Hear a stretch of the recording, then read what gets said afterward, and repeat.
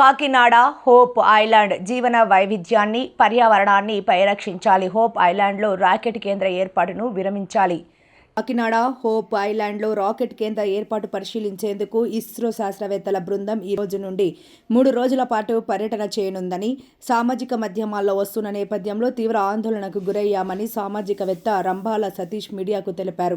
ఇప్పటికే కాకినాడ తీరం గత 20 సంవత్సరాలుగా పరిశ్రమల కాలుష్యం వలన జీవ వైవిధ్యాన్ని కోల్పోయిందని, కోస్తా పర్యావరణానికి తీవ్ర నష్టాన్ని మిగులుతుందని గుర్తు చేస్తూ ఈ నేపథ్యంలో కాకినాడ హోప్ ఐలాండ్లో ఎన్నో సముద్ర జీవులు దానిపై ఆధారపడి జీవిస్తున్నాయని, అక్కడ గనుక రాకెట్ కేంద్రాన్ని ఏర్పాటు చేస్తే ఆ వ్యర్థాలు విషవాయువులకు అక్కడ సముద్ర పర్యావరణం పూర్తిగా తుడిచిపెట్టుకుపోతోందని, ఇదే గనక జరిగితే ఆ ప్రభావం రానున్న రోజుల్లో మనుషులపై కూడా పడుతుందని తెలిపారు.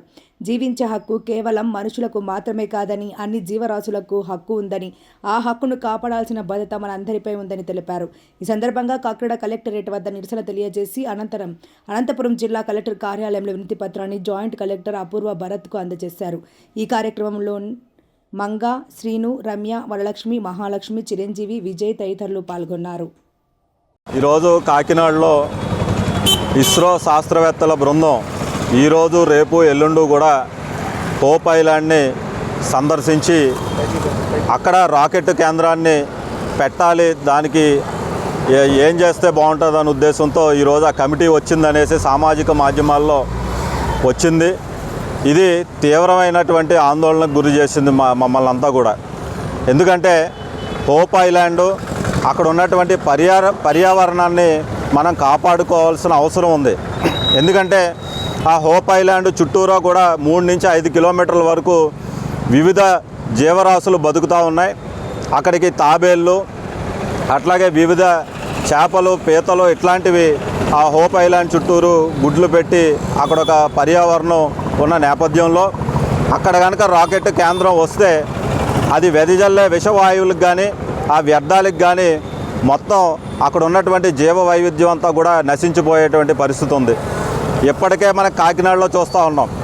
గత 20-25 సంవత్సరాల క్రితం కాకినాడ బీచ్లో స్టార్ ఫిష్లు, నత్తలు, గవ్వలు, ఈ రకరకాల జీవరాశులు మన కళ్ళారా చూసి పిల్లలు సరదాగా ఆడుకునే గవ్వలు ఏరుకునే పరిస్థితి ఆనాడు ఉంది.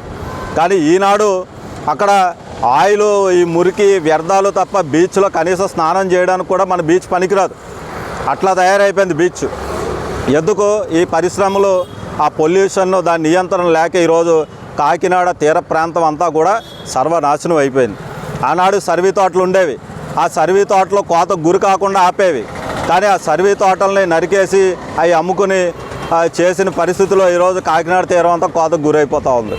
ఈరోజు మన కాకినాడ పర్యావరణాన్ని కాపాడుకోవాలంటే ఈరోజు కాకినాడ ప్రజలు ముందుకు రావాల్సిన అవసరం ఉంది.